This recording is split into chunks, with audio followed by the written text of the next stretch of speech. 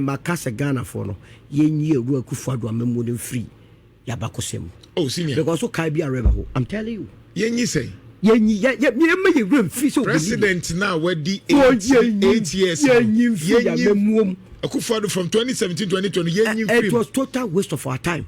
Ah say now obi me ba jeje meto wo to hwenso ya modi amami me no gwa watwato yeah na ja bobo sike nyina no de amam na wo so woni nyame kwa pam bi se wo de membi sika kwa kotu amna $97 million no de kotu amna and na ko reja sa amna ne da ho ana papa no sorry every month or this salary free man just kromo akra no ye bonko fo ba so se o ma ba mismanage the economy to man penina what to amna no bo so me ni asa tua reka ni asa man state security ni asa to fuel amano ya man garden boy ya man now we idea the no be meanwhile the current president is traveling 22 hours to Japan.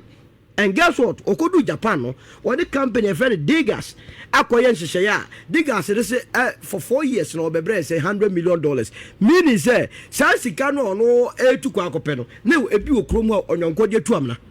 Nana Akufo. So why do you expect me say because yenyi na mamu no yemme ye wura mfia. Me wrong. Esas wa ma wura mfia wakoma obenya heart attack. Solomon Owusu a communication director for Kojo Kyeremanteng's United Party. But senior Solomon Owusu ewaha. Senior, good morning. Good morning, senior. My main fa kwenya so mo abaso. Ye bo budini doctor minyanya kwan enchia waya de enye ni panyina adwuma na okoma ne weda de sha nye izo. That's senior waya de. I mean that is the mark of a private college. Boy, enya dia ehwa wabati no so ye. Thank you, senior. Baby how free no sa no so ye no. Thank you, senior. Ye bo abaso. Subani ni character and integrity. Na ye mo ye che krora otumfo ene Asante manyina. Answer the bedding ko na video I would toss no. You see, ya na nkofo treat asoja for differently. Ya na me emwa. Soja ni we kra de so on hye social atade na ko hye soja atade krampo a yene timemfo ane die sika ekotua wonka eto atade hye omude etuomom to omum mmoro bia so wakoto adro dia kofie se edro no kra na yede ma ona no ana wasade abakra ya another question now by ya wo de mbrashe wonsem na wo bobo so tro. What are we talking about? Now what boss ya tina na se enche no na me lady na yes Sadiq ni was Sadiq Bediatuo. Sadiq I have no reason to doubt his credibility. See, the lady assaulted by the military officer at the pharmacy is the daughter of the former provost marshal of the military police. The provost is essentially a senior military officer responsible for law enforcement, discipline and security within the armed forces. He coordinates and oversees all investigations into crimes involving military personnel. Absolutely. But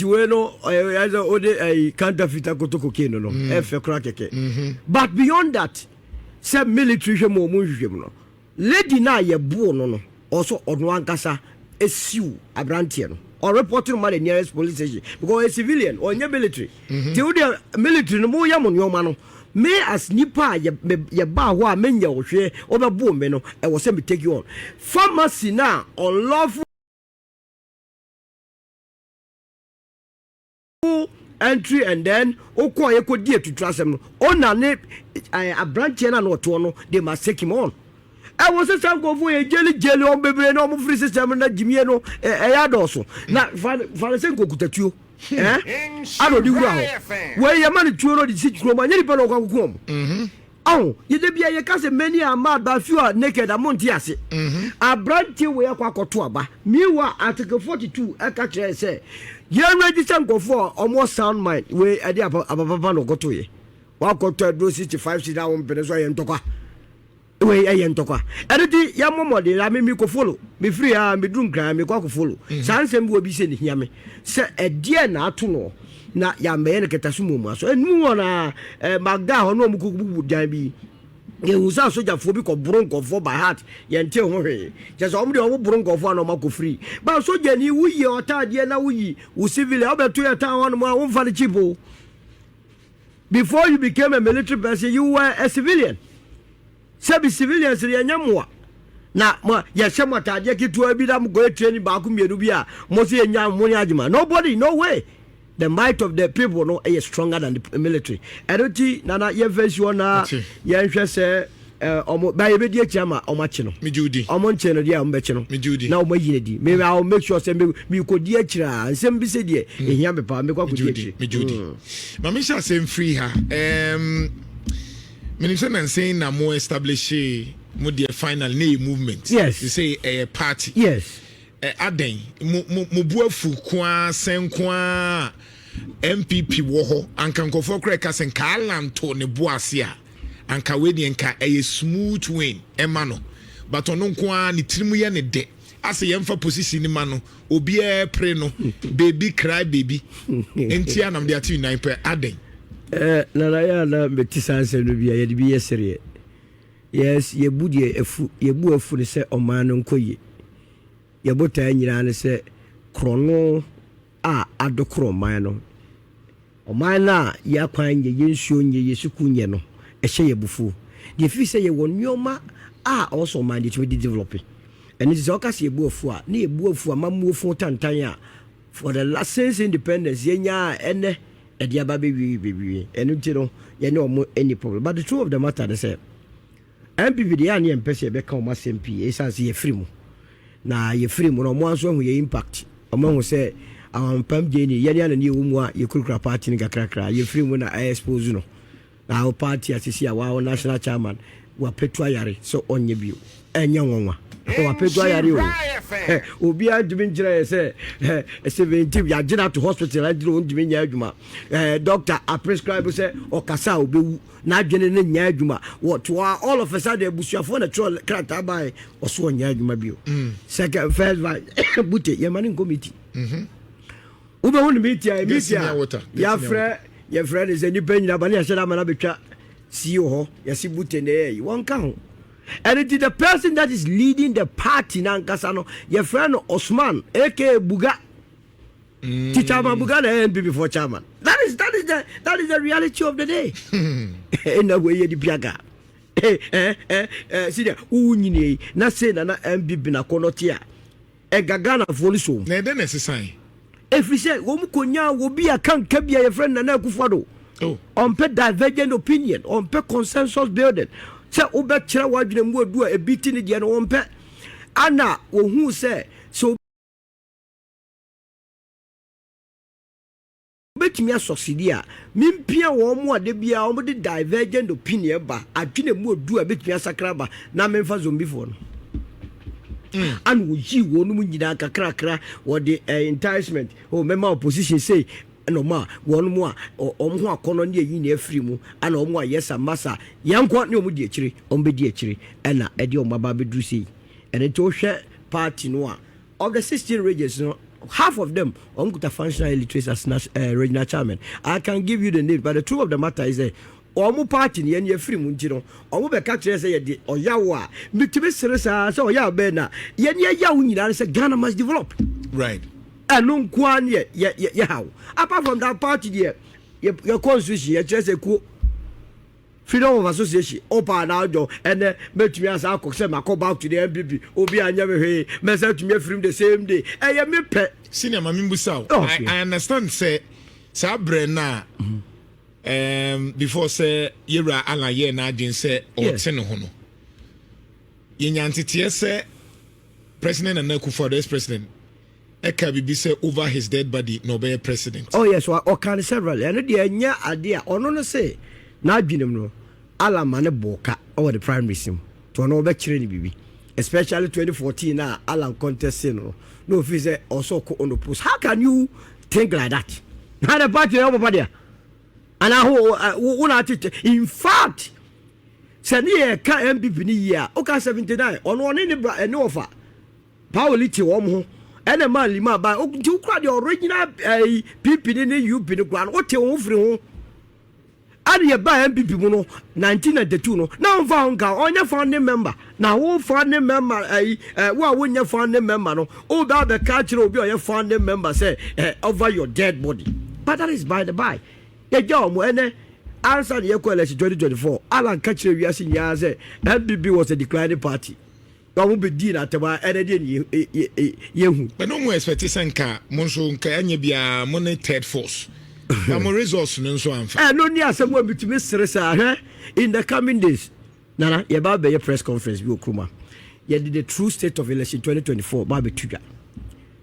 Baby bebre look baby aboabia samoa one ne yere ene ne mafo omu nya koto ma ala no nya so ba koto omu ko ya ne ama ono tu because we say one ne yere de wa hwe be tia faso ni ama no papa bi free landing by okoke ko south ekoto aba ma ala eno to say the flight by you okoto wi a polling station one ama ne zero now we fi say ye koto aba won to be catch say ye koto aba no ala ne ombeto ama de no but yen kama no urefi he's on tape right urefi say koto aba so cheda bedi sek e bedi tero be talent nto omdo mo ho di nyina yen chinchim na NPP foi ekosi say yen nwuru ala nchemante ni mu ase na enka ye wie election no 2024 na odi arehwareho anu afirim no nim say yen is so na ekuta no more determined than any party in this country. We are very focused.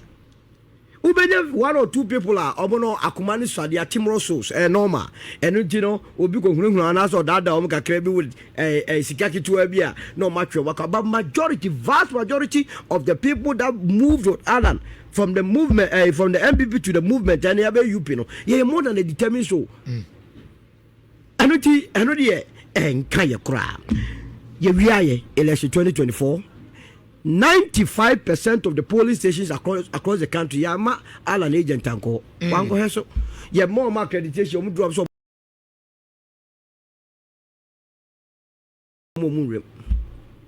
now do wo so ngwa nipa ye yellow walk kwa be yer kwa nipa na say now say Alan ya 31,000 across the country no akase na busu afo organize Kyeremanteng family no is one of the biggest family.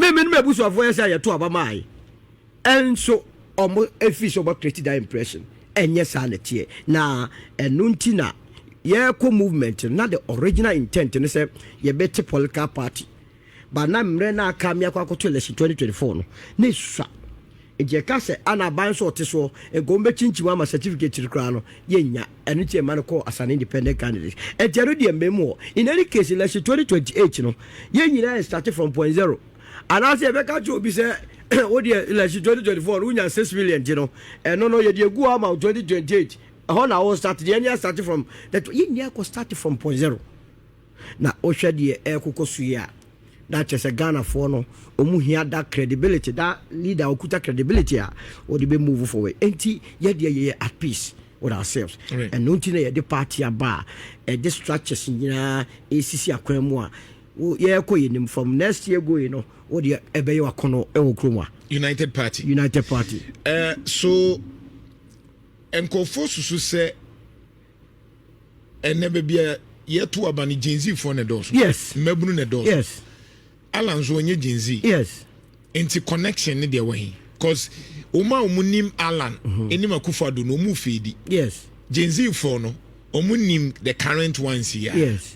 And see, how are you bridging that gap? You see, there is a difference between say omunim wo mo na omo ye omapede. First of all, we be obe contest election 2028 be onye Gen Z. Okay. Why oh yeah look, but ya be 2024 elections. Be stress flag bearer of NPP was say oh one year bebu na say bebu no why. Why this is the years also a bebu no grow me say this is the years we are youthful. Munyina manyini die mebunu ni nyina pene se obi ya ka kire obi se bend the midnight can your premier goal nyesa na ka kire you know na sua de ne ko university wi obenya adwuma pa abranti ababa wa wi university wa kire fie 4 years onye adwuma ye o da so depend on abrewa se obedidi ono no je otwe an se hwan na eba beba madwuma he or she does not care about whether minimum or not minimum make me animu in a positive light or in a bad light minimum Oram Hama. Minim say be on na me TV so but ma de me perfree no onye mame hwe na no ye mu bia military forms yi metumi ko hu ababa wa bi poso peso military utumi se tuo kra no o ka ne nsam yerubo mu a ontumi fa but oso wakoto form peso wuram ade ye adwuma ni ho so to the Gen Z's you know the omo pa ne why the de adwuma no bebre right na yenso enko ne movement to political party ye ma plan already bi GTP Ghana solutions ni nyina ye den e wo me pese turn Ghana into an enterprise economy. Ankrakra dwumadie no ene creating nyuma bebre. Se bebia mu we enya public sector, private sector. Enipa nya initiative na obeye ye no afadipa. Right. It is all to me empower my interest rate so t-shirt tree your currency stabilize it try your the bahat from security media public accounts committee here easy almost as a spectacle. Why are the people who have stolen our money? I don't pay so me babeso take your banana wajin salary me wa we mine. Sika beto just now can 97 for your project ye boka 1.5 million Ghana cedis and you see 2 bedroom 4 unit apartments. Can you imagine the allegation there to give to a water so 38 million divide about 1.5 a bit me CBB. Meanwhile national service one according to the forensic audit yes we are 2.4 billion. Yeah. And upon me mathematics, a bit me CDA and unqua 1,633. Hey, now secondary schools do Okromwa. A teacher for near accommodation. We know more campus now on the enforced discipline. Yania private college now all square one. He made sure that he discipline. Yeah, and a teacher for now do not outside. And Japan and Guanada discipline. That is the extent of a year. And remember, no, you to me protect your public person, a baby, and you are mom, Gen Z on found the numerous wedding. Obeto Obama, and Nuna Yen can wasm. Yes, he and diversify the base of the economy. Ninya or GTP. Now, dear, then they say you buy, I or Mahama buy and one and your handy copy mano. Because you're dear, you can't say United Party. Yes, a Ghana first. Right. Tier for Bibian Camille Mino, yet your command is on him on TBBSia, your ho, yen children not on build over because you're best better go about mana. Akwa Sam, and I don't come to say the Oracle and about me children. That is what we are talking about. Now, Yatranwa, gold, cocoa, Abra your war, Ada cash crops, a bit develop, Abra pharmaceutical industry, senior.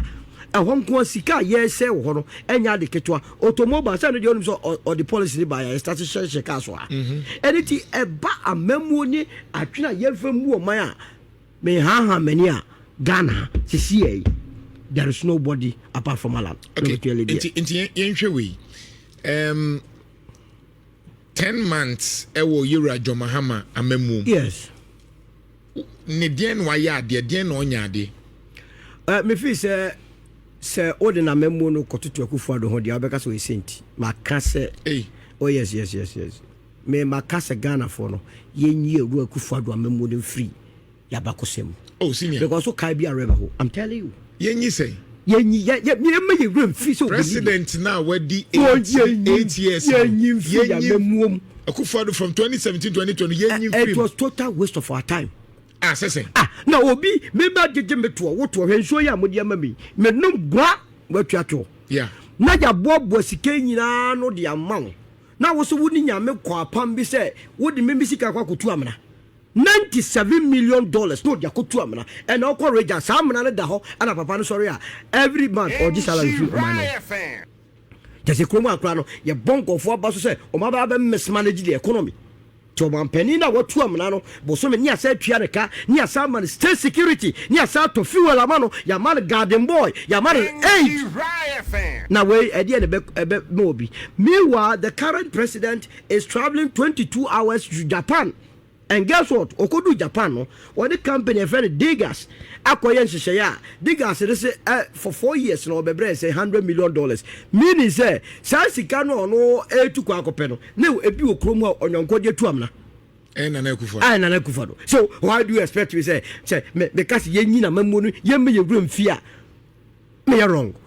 It's as one more room fear, Wakuma, Ubenya heart attack. Say, why are they? 1 year free senior school, one free district, one factory, one village, one roads, one district, one factory, Yanko, or time, Hunan Yedru. NPP manifesto on trade, a roll and chamati the truth in okay. I know this shame will say, ye bear one district, one factory. And until a bino party we need about one. The presumption was that mobile Vanaba ye Sadian. Or move. So Roland Chamante, yes, and your mana. one ebema agidin enu no or contest bia internal ya obe point to industries near ya waboa nkrankre omo ba ya na president free no court secretariat to de gift your hin Kennedy kotona no oyifri ala na se obi a ono no enya vision no a wo de ye no oyifri na so de come gift your hin Kennedy ana ala ne omo etwe saa for 1 year me say me try me proposal am say ba be both and not e okumasia me kokodu ma mi no nche me enkofo proposals omo de aba anye bofruta eye plantain chips say hey ma me wotia party akọ promise Ghana for some the industry say ba me buy 20 proposals say wa bofruit plantain chips bofruit na we be take catch Ghana for omo hu say a pascal abana nim begu ase no ansa na omo san de akwa oral and Kyeremanteng na omo de koma no a no ma sheda man budgetary allocation of less than 400 million cedis. Yes.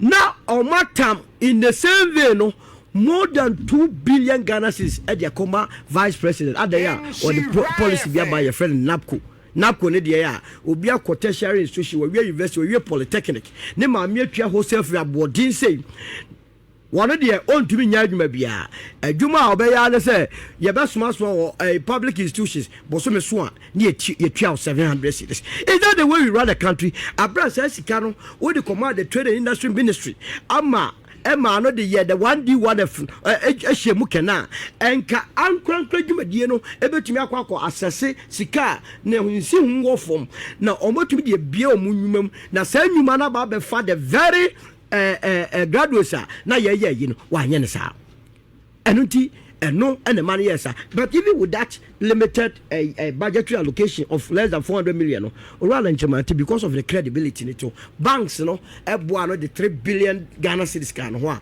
answer na wo free wo more ben ni no na watumi aboa ma wo ma ye 296 factories at various stages of completion. That is the man we are talking about. Na ye betra han mo na cha if we one more person be hu nanim no on be so mo twese no enunti Alan and the credibility and why we free my year part to it is not in doubt. Senior it's not in doubt.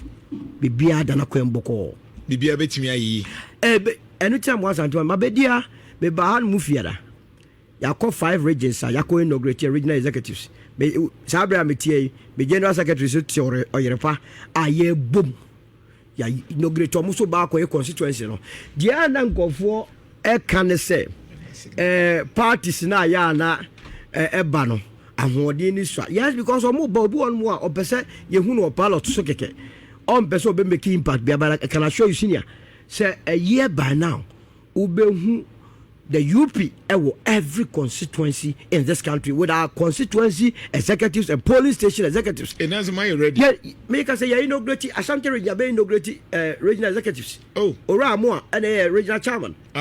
So to my say every position is in place. Almost able move in. Akwakoye day, akwakotiti ebi the various constituencies. No, now constituencies so akwakoye electoral areas. Yeah, from community heads, our leaders. Now almost akwakoye the cell leaders, police station for from the cell leaders. And you know, Melbourne do one more familiar in a party about bedroom. It is no more fanfare. Say a woman with NDC Moja and as NPP Moja, Obi one Moja NPP Moja. The what matters in your bread and butter. Yes, the more person more year. I can't say any ma. Ye Gregua, said be NPP, but and I'm with me. So enye da bia de pese be bu o mani bu ni na the aye de say ye pese one of the duopolies ya na go for third force. I don't believe in that. Anya san ye gina ye one of the duopolies no so to form ye be show because an san ye betumi aba ban mu no e wo so mo ebe ni mo ba ko to form we bone and see the abere no waka so defense abroad the defense on veli enti among NDC and NPP no UP mo de mo sisi a wan na mo so motimi atu mu. Oh, so far the essence that do na free and yafa no you free the NPP buy no the obvious conclusion is the first casualty will be the NPP. And your party in cry away. Na so mo abaya oboko akoto 31st. Omo na aba be catch Ghana for say we born in e bi the 16, e bi the 20, e bi the 30. Omo ka born in the crown so o. Na say the dem dia bem cross in the M11 say omo sa ka obi a health status agere.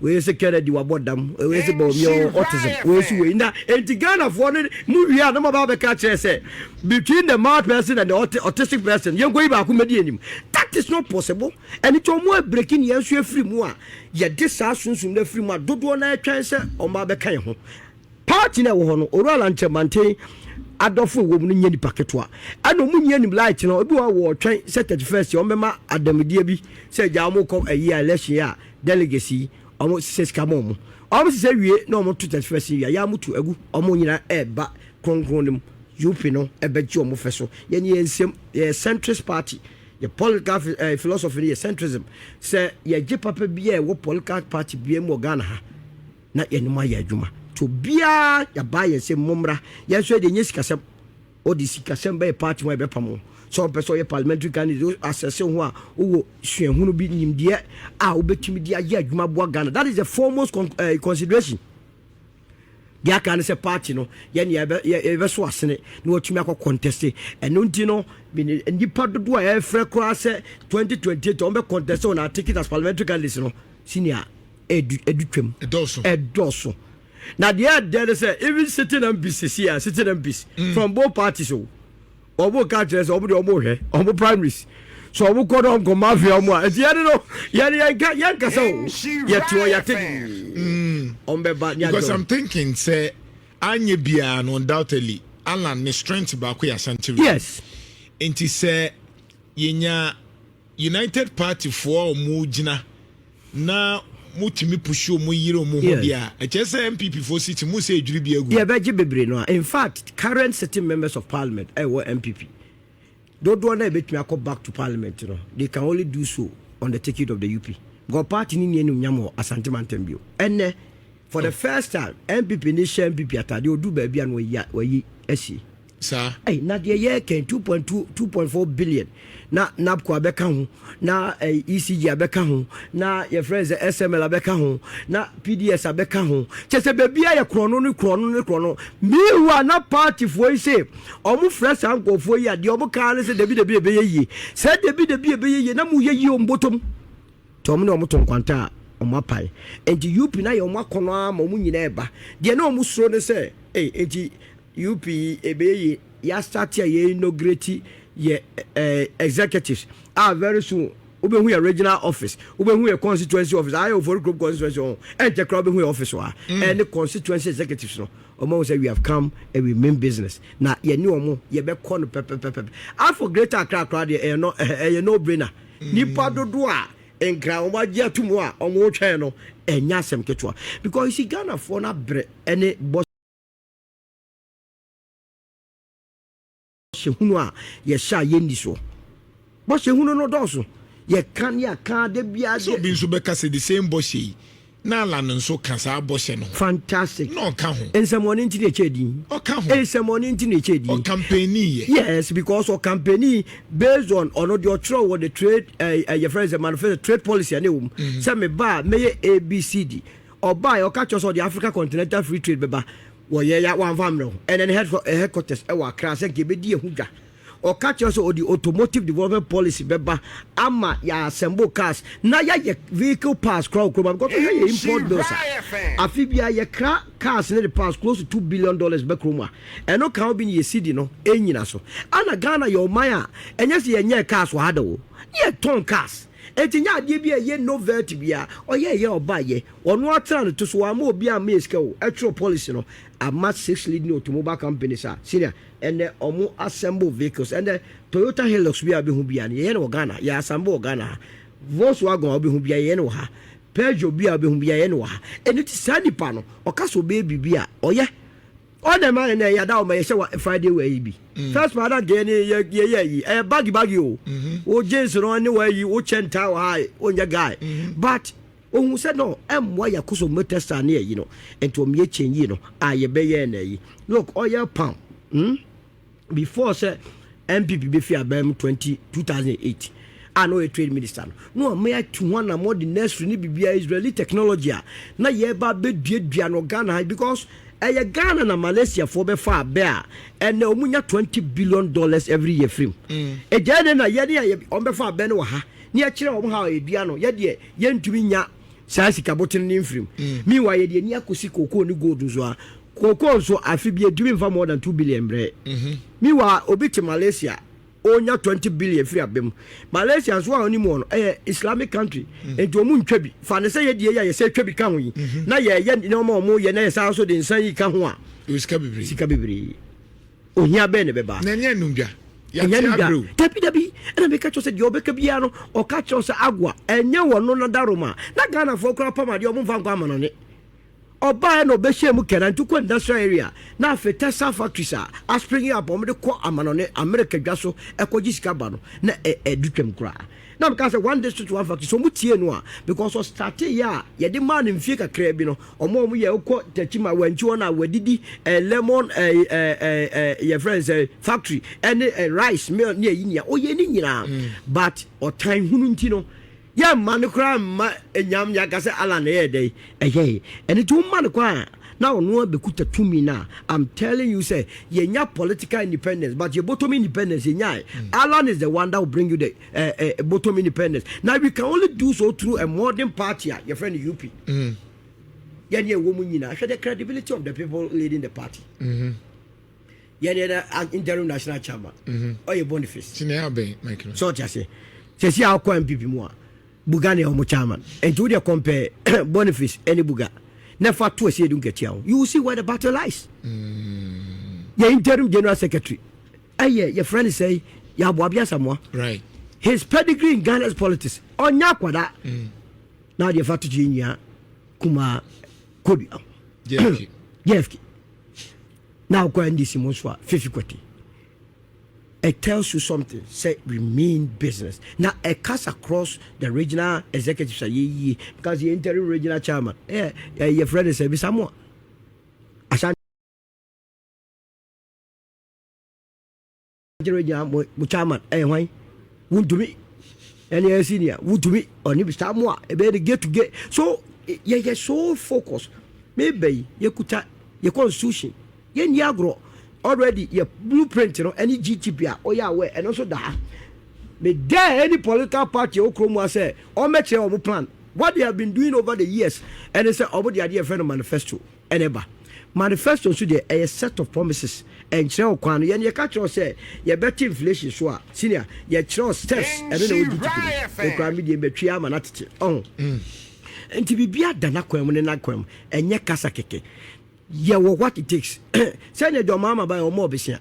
But Omano or Govt. Yeah. In fact, a champion, ebedi, so look one and say, or co business school, so yeah, dear, and then I'm a voice of Bako ye. Hava a champion, more besia, baby, as I crack catcher, bro, for say, won't ya kill and piano certificate, a champion time. I'm a bro, for say, won't ya, dear, and yes, you nigga, I don't know, started the operation feed yourself. One on the 2 years, 10,000 miles, you got down so many year. You see, your solutions in yard. What is lacking, senior? Leadership. And they said that John Mahamadu on providing leadership. So far, so by 10 months. And I make us order to two, your friend say, Akufo Addo, Obekata or ye saint, because after all, dollar ya now you see. So by was stabilizer. Uta Kwadu away in America by the 1st of November. Almost a few were so bad.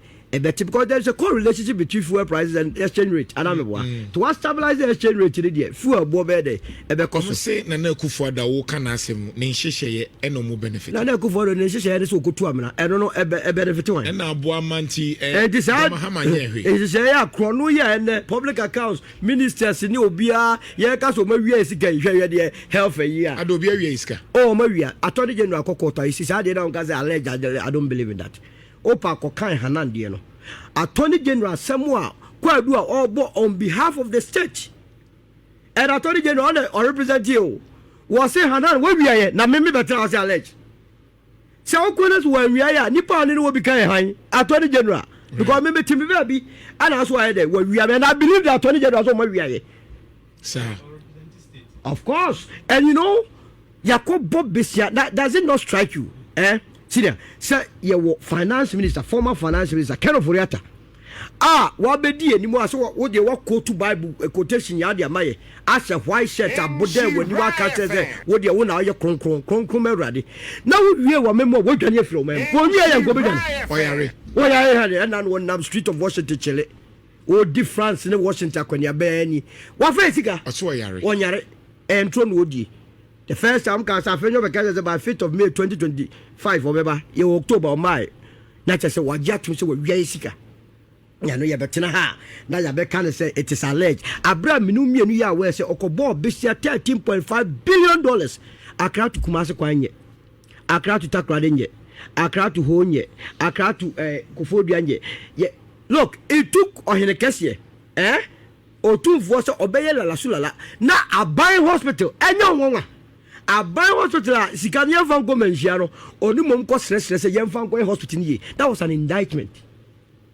Say Aban wo gime to hospital na nkasa so ye kwa ye mfa nche ye gi esika na so ye pesika ko renovation a je se ohempo ye mfa ye to ma no e begina bedwam se ogege to de akwa that was it na ye nya Aban mu ni pa o mu na also the policy direction but no so contribute towards it. That's a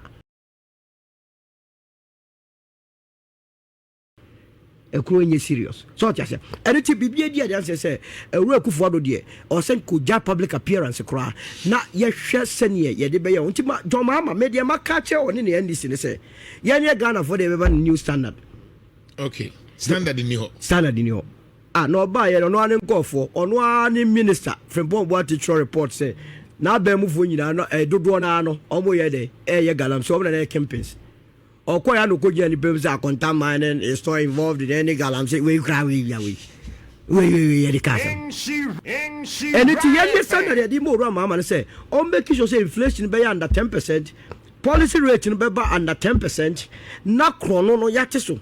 No physical no Besian crowd 1 year is kana wawa on tighten sa a state institutions or more internal control so e benya scam on no fen develop say ne better the United Party bar amemuno. Yes, sir. At the end of the Battle of the Jones. Okay. And it is Jerry John Rollins and the Dean Kai. Ano free one, Ojama John Kufo.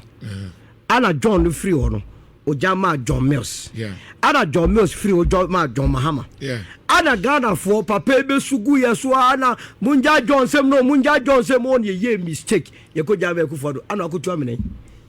Tinana be mistake by Ghana for na correct mo. So no, let's revert back to the Jones. Right. And the farmer John Mahama. How about Bawumia? On count crowd. Oh, none of wood and Bawumia. And it yes, I call the John like now I can't last John I came. None of wood. John no, I can't John Alachemate on the Bemoa. Ye the baby. This is here. Momo Nabusona in Shadia. Kennedy Agyapong say. Kennedy Agyapong near prepared for presidency. Oh, near prepared. Let me tell you something. Kennedy Agyapong near prepared. Presidency, no, senior. Presidency, no. You see, I keep telling people say, nipa abrabo ye can once more. At what time? At what point in time? Who's Kennedy so be president? Oh, they are be frank with me. Last year. Look, one of the nemesis of Oral and Kyeremanteng, Kennedy. People don't know. How? Yenim say establishment ni nyina no against Alan Kyeremanteng. Yes fine mo de mo fa top ya back grassroots ya de bi e fe dudu so worker NPP mu obi antumi je bi da so hu sa work no. Yeah. Satan Kennedy started skirmishes. Say omu hu say ono na back grassroots a obetuma ba be destabilize Alan. And a giddy what year day. Ebem. Satan Newman and they all complaining about Nyantia for the first time in the history of any political party internal election. You know what anti-Reagan you very say committee me who be that. Just watch the party na conform God Jebewiano. And to no can be. The national security threat was about national security started from class. I didn't want to watch anti-Reagan machine. MPP. We didn't know. Because that time, no, ye did you run on Kyeremanteng. He was in the know. No one knew. But to be a politics, ye na lankwa say be benefit me. So me have never trusted his idea of becoming the president. Then I know people say it's all bad dear first now. Be you say, "Oh me nyina to we are the world." I don't think Omo Edi anim nya sa yefu. Ayefu sese. Oh na the one who change hini be no. Bawumia toilet crop province abubulushi. Up to now, omo da so chase no common toilet. Wantimi anye. NAPO fo ya okoji yesika makase. The national security must investigate Uru Bawumia. Say NAPO do whether not na otweni per 100,000 car because nenya no kre. No mu twedi pa be 7,300. Ma car minim de omo ye ho. Na he national service crowd no mu twegu mu 60,000. Na NAPO ana regulation bi eni ho. No bi be catch us no twedi per 100,000 car. Wow, there ye 1+1. Tina it was 2 minutes. Then there was a Jomahama ye. Then there was a NPP foa omuye oye. Then there was a Munso Prakramoye. The Jomama also in Yancy the Ghana to me national sir. I am interested Jomama obe succeed. Because you see, no, me to no do ye Ghana ni. Yeah. And it is a mamwano bibi ko bonina man country na. Na me mpe Ghana ye Jomama so no be salary. Right. And until ye best say ono so ye ka bonene kire no. Now I had we team no ye may expect say enter cross or ye reshuffle. Right. Govt be omo ministers they have to go home. Right. Or by at least what consider 1 year the be ya na ye no mun kofi. Na on fa experience hands. Me de bia me say one mo betumi aye adwuma nko a. Se nipa no si bibi mo betumi aye adwuma fa ne be hwem no nya adwuma no. Right. E Ghana ne ye de. Ye chichi. To the NPP ne de. Unfortunately the new patriotic party na munyina mo dem hokodom ye no. Oma be end na People's Party. And it's more mo signing on to the new patriotic party a. Na mo se mo funuma o UP no. Senior universal set wa. Sa subset to question ase. Mo se mo tradition UP. UP no so na universal set. Ana mo ma be NPP abe subset. Na the UP na ba oto ye de. Especially abro obi atumi afa koti kwan so adane na be na People's Party. Tie frem ye ne mu rank and fa ne entokwa. Eye greedy phobia wo soro kakra bi no. And ye you of it, Mumra UP, na Mumagic Mufahodi, na Yanko Yenim. Now to the UP members, and also send ye, ya train your Friano. Yes, obey you a position. Not all the chronosem abem, Odisicasem, or the Trone Dabraba, Yampenesa, ye perceive building a modern party, a best standing the test of time. Or in Chilimambeka said there was a time where the misfortunes in the NPP led to the formation of another party, a Babaji Ghana CEO. Se Lee Kuan Yew between no Singapore, na se Xi between China, na se Maktoum between Dubai. Alan can do it in Ghana, and Ghana will be a better place for us. Senior Solomon Owusu. Nyami Shao. Senior. That's me dan shafo nyina so ase say mama makonya say money few stations are mama kwan o ama ada ebe chenyi because my catch media house say mo ama ye kwa ye communicators they are very sharp. Yeah. You be boycottum. Now you concentrate on more ebe me kwan kwa. It sounds say mo say topical issue bi aba mono as and when it doesn't work like mo na mo ye the reason why NDC ni MPP timo ayo mo de. It's as obvious say mo pa mo chew. Me wa mo fa content bi aba. Dey content no mo ba. Yeah. Chrono content ti e da insha any multimedia say that brand new brain nyina no. More so as mo platforms ni nyina ba ko bi modi and on appropriate time we will discuss that and deal with it. Thanks for watching. Like and share the video. You can also drop your comment. Please don't forget to subscribe. Click on the bell to turn on the notification.